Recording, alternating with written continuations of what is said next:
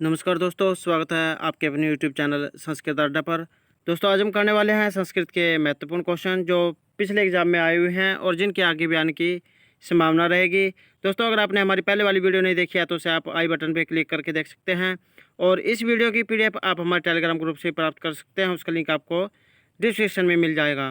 तो दोस्तों वीडियो शुरू करते हैं। फर्स्ट क्वेश्चन है, अंतवंत में इमे देहा का जो तात्पर्य है ये क्या है? तो राइट आंसर है ऑप्शन ए, ये शरीर नाशवान है। तो इसका जो तात्पर्य है ये है कि ये शरीर नाशवान है। इस श्लोक में जो श्रीमद् भगवत गीता है इसके दूसरे अध्याय के 18वें श्लोक से ये लिया गया है। और श्री कृष्ण जो है अर्जुन को उपदेश देते हुए कहते हैं कि हे अर्जुन, इस जगत में जितने भी शरीर हैं उनका एक न एक दिन जो है अंत होना निश्चित है। तो जानने योग्य केवल इतना है कि शरीरों का अंत दुखों का कारण नहीं होना चाहिए। नेक्स्ट है, मृच्छकटिक का जो शाब्दिक अर्थ है। मृच्छकटिक का जो शाब्दिक अर्थ क्या है? राइट आंसर ऑप्शन ए, मिट्टी की गाड़ी। और ये जो है शूद्रक के द्वारा रचित एक जो ग्रंथ है। तो इसका जो शाब्दिक अर्थ होता है मिट्टी गाड़ी। मृच्छकटिकम का जो छठा अंक है इसमें मिट्टी की गाड़ी की घटना का उल्लेख हुआ है। कवि ने कल्पना से जो आरंभ को प्रकट करने के लिए इस घटना के नाम पर ही इस प्रकार का नाम मृच्छकटिक रखा है, अर्थात मिट्टी की गाड़ी। नेक्स्ट है, वह धातु से तुमुन प्रत्यय लगने पर कौन सा रूप बनेगा? तो यहाँ पर जो वह धातु है और तुमुन प्रत्यय है, तुमुन का तुम जा शेष रहता है। तो राइट आंसर ऑप्शन डी, वोढुम। नेक्स्ट है, गौणी लक्षणा। गौणी लक्षणा का ज्ञान किससे होता है? समवाय से, सदृश्य से, संयोग से या अर्थापत्ति से। तो गौण लक्षणी का जो ज्ञान है ये होता है सादृश्य से। राइट आंसर है बी, सादृश्य से। तो मुख्यार्थ और जो लक्ष्यार्थ है इनके बीच सादृश्य मात्र संबंध के रहने पर उस लक्षण को गौणी कहा जाता है। गौणी गुण निमित्ता वृत्ति ही गुणेभ्यः आगता गौणी। यहाँ पर जो मुख्यार्थ लक्ष्यार्थी हो संबंध तो सजातीय गुणत्वम अतो गुणी लक्ष्य इयम यथा तिलस्य इदम तैलम इति। जैसे तेलों से तेल निकलता है। इति व्युत्पत्तिया तैल शब्दस्य तिलोस्य स्नेहम पदार्थे शक्ति ही। इस प्रकार सादृश्य मात्र से जो प्रवृत्त लक्षणा गौणी लक्षणा है, अतः गौणी लक्षण का जो ज्ञान है इस दृश्य से होता है। जिस प्रकार तेलों से तेल निकलता है इस प्रकार से जो है ये यहाँ पर ये जो संकेत दिए गए हैं। नेक्स्ट है, प्रस्य हृदय लग्नम न घूर्णयति यत् शिरः पंक्ति ली गई है। तो ये जो पंक्ति कहाँ से ली गई है? तो ये जो नल चंपू से ली गई है। प्रस्य हृदय लग्नम न घूर्णयति यत् शिरः, यह पंक्ति जो महाकवि श्री जो त्रिविक्रम भट्ट है उनके द्वारा रचित नल चंपू के प्रथम उच्छ्वास से ली गई है। और यह जो पंक्ति है 5वें श्लोक का ही अंश है। इसका तात्पर्य कि कवि ने उस काव्य से क्या लाभ और धनुर्धारी के उस बाण से क्या लाभ जो दूसरे के हृदय में लगकर उसके सिर को न हिला दे, अर्थात काव्य पक्ष में जो अद्भुत चमत्कार से सिर को न झुका दे तथा बाण जा पक्ष में जा पीड़ा से सिर को न बना दे। नेक्स्ट है, ग्रामम गच्छ तीर्णम से परिस्थिति में जो तीर्ण में जो द्वितीय विभक्ति होती है ये किस कारण से होती है, कौन से जो है सूत्र के द्वारा होती है? तो ऑप्शन है क्रमणि द्वितीय, कथितम च तथा युक्तम च अनिश्चितम या अभिनिवेश से। तो सही आंसर है ऑप्शन सी, तथा युक्तम च अनिश्चितम। तो ग्रामम गच्छन जातीर्णम से परिस्थिति, इस वाक्य में जो ये तथा युक्तम च अनिश्चितम है इस सूत्र से जो तीर्ण कर्म संज्ञक होगा, क्योंकि इस वाक्य में तीर्ण जो है कर्ता का अत्यंत अनिश्चित है, किंतु इप्सितम ग्राम की भांति वह भी गमन क्रिया से सटा हुआ है। अतः जो प्रकृति है इस सूत्र से कर्म संज्ञक हो जाती है, इसलिए इसमें जो है द्वितीय विभक्ति हुई है। नेक्स्ट है, वेदांत के जो रचयिता हैं, वेदांत के रचयिता कौन है? तो सदानंद, परिवारजक, बादरायण या विधारण्य। तो वेदांत सार के रचयिता कौन है? Right answer option A, Sadanand. दोस्तों अगर आपको मेरा क्वेश्चन अच्छा लगता है लाइक जरूर कीजिएगा और कमेंट बॉक्स में लिखिएगा कि आपको हमारे क्वेश्चन कैसे लगे हैं। और अगर आपने अभी तक हमारे चैनल को सब्सक्राइब नहीं किया तो सब्सक्राइब कर ले और साथ में जो बेल वाला आइकॉन है उसे जरूर दबाएं, जिससे जो आपको हमारे आने वाली वीडियो की नोटिफिकेशन मिलती रहेगी। तो नेक्स्ट क्वेश्चन है, मित्र वर्णु तो ये जो मित्र वर्णों है इसमें कौन सा समास है? तो राइट आंसर है ऑप्शन डी, देवता द्वंद्वे च। इस उत्तर से जो यहाँ पर जो है मित्र वर्णों में समास हुआ है। तो देवतावाचक जो पद है इसके द्वंद्व में वायु को छोड़कर किसी भी शब्द के आगे रहने पर पूर्व पद के अंत में आकर जो आदेश हो जाता है, जैसे मित्र है च, वरुण है च, तो इनके संयोग से बनेगा मित्र वर्णो। किंतु यहाँ जो है वायु शब्द के रहने पर अग्निवायु ही होगा, न कि अग्नावायु। किंतु इस उत्तर की प्रवृत्ति केवल उन्हीं देवताओं के द्वंद्व में होती है जिनका साहचर्य प्रसिद्ध होता है। नेक्स्ट है, रस सिद्धांत के प्रसंग में चित्तर तुरग आदि न्याय का उल्लेख किया गया है। तो ऑप्शन है शंकुक ने, भट्टनायक ने, भट्टलोलट ने या न्यायदेव ने। तो राइट आंसर है ऑप्शन ए, शंकुक ने। तो रस सिद्धांत के जो प्रसंग है इसमें चित्तर तुरग आदि न्याय का जो उल्लेख है ये शंकुक ने किया है। और जो आचार्य शंकुक है ये रस की अनुमति स्वीकार करते हैं। उनका कहना है कि जो कुशल अभिनय है इसके द्वारा विभाव आदि के माध्यम से अभिनेता ही नायक के स्थायी भाव का दर्शक के द्वारा अनुमान कर लिया जाता है।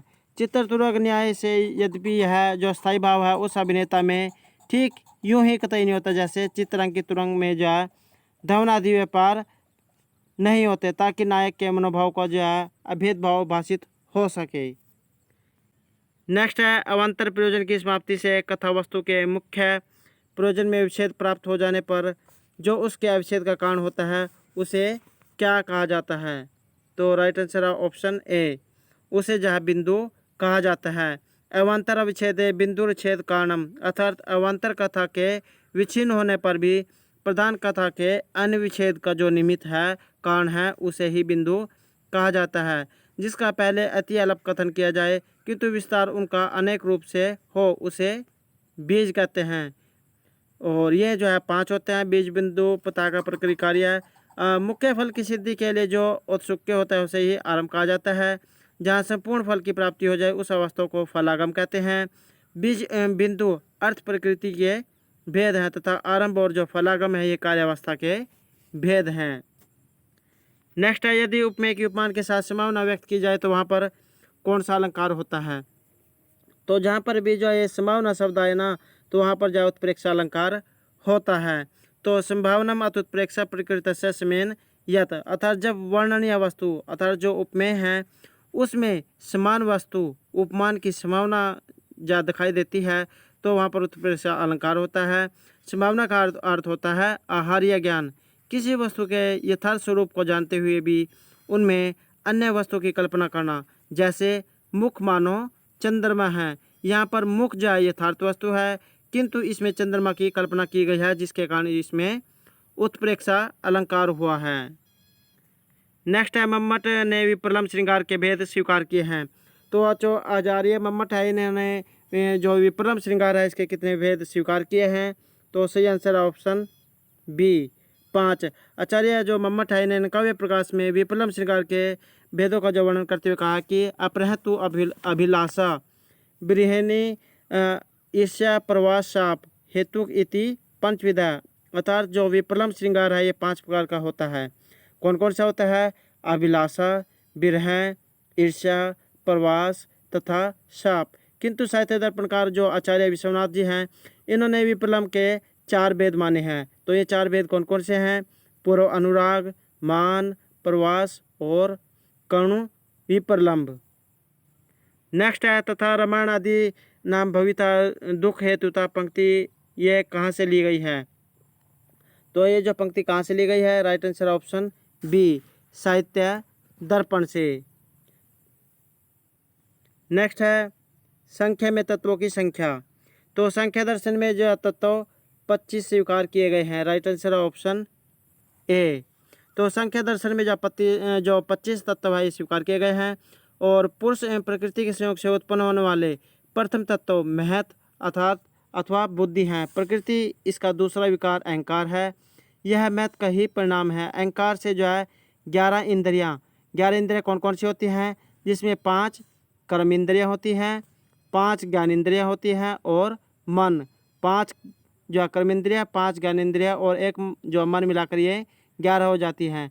एवं 5 तन मात्राओं की जो उत्पत्ति होती है और इन 5 तन मात्राओं से ही पंचमहाभूत उत्पन्न होते हैं। इस प्रकार जो है इनको अगर टोटल मान लिया जाए तो ये 25 होते हैं। नेक्स्ट है यथार्थ अनुभव को न्याय की शब्दावली में क्या कहा गया है। तो ये जो यथार्थ अनुभव है इसको न्याय शब्दावली में क्या कहा गया है, तो प्रमाण, आदर्श, तो क्या कहा गया इसको, राइट आंसर है ऑप्शन सी, इसको जो है परमा कहा गया है। तो आचार्य जो केशव मिश्र है इन्होंने तर्क भाषा में कहा कि यथार्थ अनुभव हैं परमा, अर्थात यथार्थ अनुभव को परमा कहा जाता है। और परमा जो शब्द है इसका अर्थ है कि यथार्थ अनुभव परमा का लक्षण है। यथार्थ अनुभव तत्व, तात्पर्य है कि जो अर्थ जैसा है यदि उसका अनुभव भी वैसा ही हो तो उस अनुभव को उस अर्थ की परमा कहा जाएगा। जैसे सामने दिखने वाली यदि रस्सी है और रस्सी के रूप में ही उसका अनुभव हो रहा तो वह अनुभव रस्सी की परमा कहा जाएगा। अर्थात जो सामने दिख रही है और उसको जा वही कहे जाए तो वहाँ पर जा परमा होती है। नेक्स्ट है तत्वमसी वाक्य के अर्थबोध हेतु स्वीकार की जाती है। तो ये जो तत्वमसी है इसके अर्थबोध हेतु क्या स्वीकार की जाती है, तो सही आंसर है ऑप्शन सी, भाग लक्षणा। तो लक्षणावृत्ति के जो 3 भेद बताए गए हैं, इसमें जहत लक्षणा, अजहत लक्षणा और जहत अजहत लक्षणा। तो वाच्यार्थ का जो ये पूर्ण रूपेण परित्याग करके उस संबंध अन्य अर्थ का बोध कराने वाली जो वृत्ति होती है उसे जहत लक्षणा कहते हैं। और वाच्यार्थ का जो प्रत्याग के बिना ही उससे संबंध अर्थ का बोध कराने वाली वृत्ति अजहत लक्षणा होती है और इसे जो उपादान लक्षणा भी कहा जाता है। वाच्यार्थ के एक अंश का प्रत्याग करके अवशिष्ट अंश का बोध कराने वाली जो वृत्ति होती है उसे जहत अजहत लक्षणा कहा जाता है। और इसे जो भाग जहत लक्षणा एवं अजहत लक्षणा से ही जो तत्वमसी महावाक्य का अर्थ ज्ञानी नहीं होता। अनेक आचार्य जो तत्वमसी महावाक्य के सम्यक अवबोध के लिए जहत अजहत लक्षणावृत्ति का ही समर्थन करते हैं। नेक्स्ट है अनुविष्णु। तो ये जो अनुविष्णु है इस पद का विग्रह क्या होगा, तो सही आंसर है ऑप्शन बी, अनुविष्णु विष्णु पश्चात, अर्थात विष्णु के पीछे। राइट आंसर है ऑप्शन बी। तो ये जो समस्त पद है इसका विग्रह होता है विष्णु पश्चात। यहाँ पश्चात जो अर्थ है इसमें वर्तमान पश्चात अव्यय का जो विष्णु है इस संबंध के साथ अव्यय विभक्ति समीप समृद्धि ये जो सूत्र है इसके द्वारा अविभाव समास होता है। नेक्स्ट है बाणभट्ट ने अपनी कादम्बरी का लेखन किया है। तो बाणभट्ट के जो ग्रंथ है उन्होंने कादम्बरी में कौन सी जा रीति का प्रयोग किया है, राइट आंसर है ऑप्शन ए। तो बाणभट्ट ने जो रीति इनकी जो काव्य रीति है उसमें पंचाली रीति का इन्होंने प्रयोग किया है। तो ये जो महाकवि बाणभट्ट है इन्होंने जो अब इनकी जो रचना है कादम्बरी इसमें पंचाली रीति का प्रयोग किया है। और पंचाली रीति की विशेषता होती है कि उसमें शब्द और अर्थ का जो है समन्वय और संतुलन होता है। शब्दार्थ अर्थियो हो समय गुम्फे पंचाली रीति इष्यते। तो बाण ने जो इसका पूर्णतः निर्वहणी नहीं किया अपितु उसका सर्वोत्कृष्ट आदर्श भी प्रस्तुत किया है।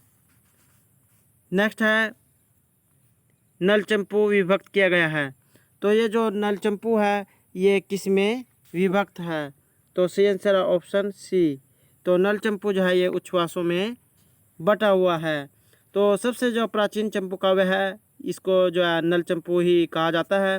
इसका दूसरा नाम दमयंती कथा भी है। इसके जो लेखक है ये है त्रिविक्रम भट्ट। और नलचंपू जो है 7 उच्छ्वासों में बटा हुआ है। इसमें नल तथा दमयंती की जो कथा का वर्णन है इसका जो कथानक है महाभारत के वन पर्व से लिया गया है। और तो यह जो विवेचन है इससे स्पष्ट होता है कि जो ये जो नलचंपू है ये उच्छ्वासों में बटा हुआ है। नेक्स्ट है कुंती शब्द से जो कौनते पद बनता है।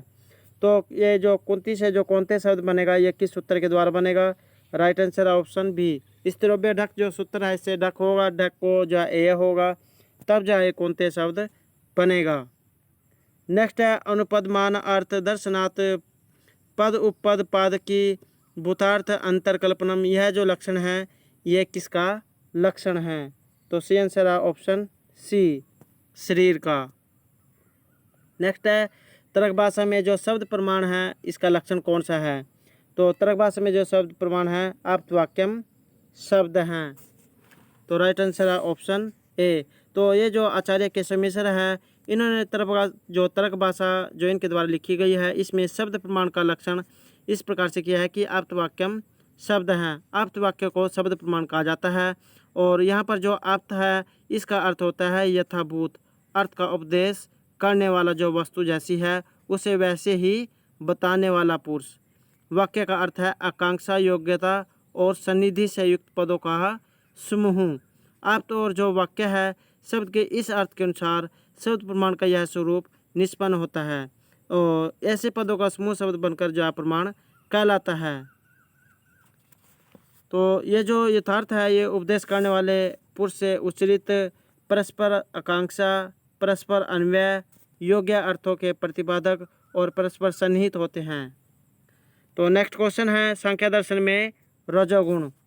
तो ये जो सांख्य दर्शन है, इसमें जो रजोगुण कौन सा होता है? राइट आंसर है ऑप्शन बी, उपस्टंभक तथा चल। नेक्स्ट है अपादान कारक। तो अपादान के योग में कौन सी विभक्ति होती है? राइट आंसर ऑप्शन बी, कर्ता ने कर्म को कर्ण से संप्रदान के लिए अपादान से संबंध काके की और अधिकरण में पर। तो अपादान में जो है यहाँ पर पंचमी विभक्ति हुई है, जैसे वृक्षात जो पत्राणी पतंती, वृक्ष जो पत्ते गिरते हैं। तो जहाँ पर भी जो जुदाई अर्थ होता है, वहाँ पर जो पंचमी विभक्ति का प्रयोग होता है। नेक्स्ट है अनुमान प्रमाण के भेद। तो ये जो अनुमान प्रमाण है, इसके कितने भेद होते हैं?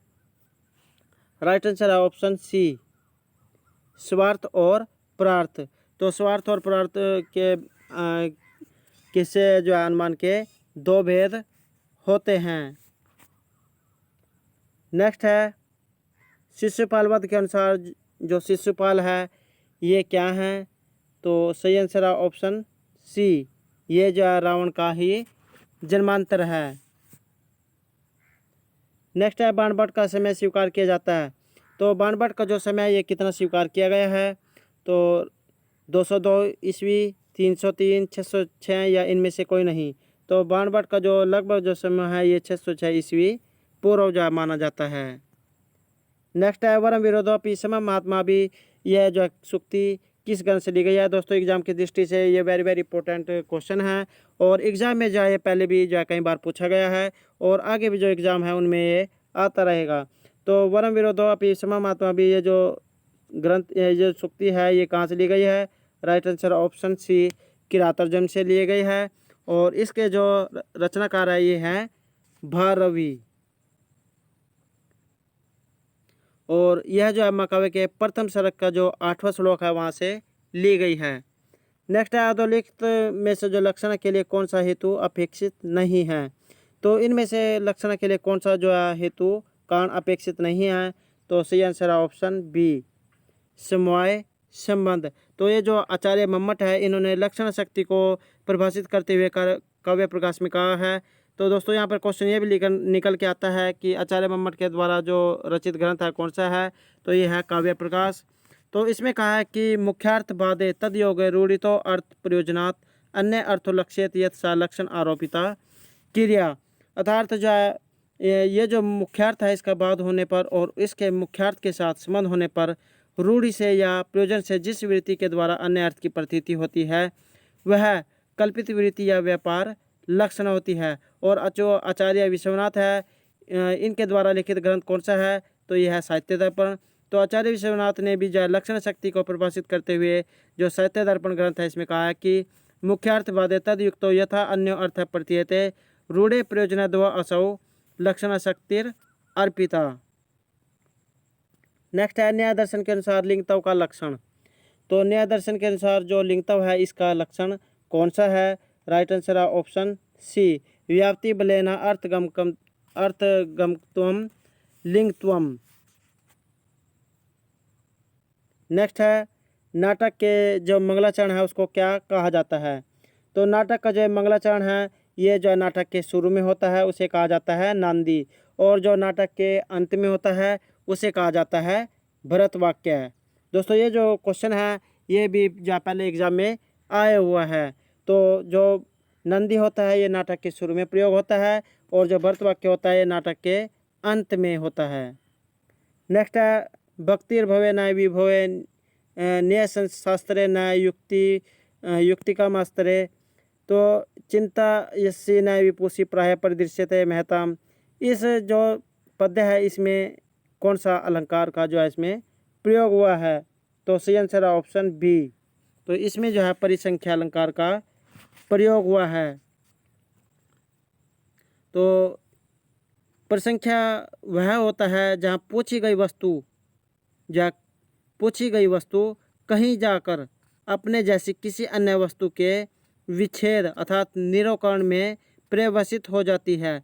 और इस पद्य में जब महापुरुषों में शिव के प्रति भक्ति आदि के कथन के द्वारा वैभव आदि के प्रति भक्ति की व्यावृत्ति की जा रही है। नेक्स्ट है कौन सा कथन असत्य है? तो ये जो पंक्तियाँ दी गई इनमें कौन सा कथन असत्य है? तो सही आंसर ऑप्शन सी, प्रकृति ईश्वर है तथा पुरुष जीव है। नेक्स्ट है पितरो समस्त पद का विग्रह। तो पितरो जो पद है इसका जो विग्रह कौन सा होगा? सही आंसर है ऑप्शन ए, माता च पिता च। अगला क्वेश्चन है महाकवि बाणभट्ट के गुरु का नाम। तो ये जो महाकवि थे बाणभट्ट इनके गुरु का क्या नाम था? राइट आंसर है ऑप्शन ए, बत्सु। तो ये जो भानुचंद्र टीका के अनुसार जो बाण के गुरु का नाम है ये बत्सु था। और कादम्बरी में जहाँ बाण ने स्वयं इनका उल्लेख किया है, नमामि भवो चरण अम्बुज द्वयम स शेखरई मोखरी भी कृतार्चनम। तो इस प्रकार से जो है इन्होंने इस पंक्ति में भी जो इनके बारे में बताया है। तो दोस्तों ये थे हमारे आज के संस्कृत के महत्वपूर्ण क्वेश्चन। दोस्तों अगर आपको हमारे क्वेश्चन अच्छे लगे हो तो हमारे चैनल को सब्सक्राइब कीजिएगा। और दोस्तों हमारे साथ अंत तक बने रहने के लिए धन्यवाद।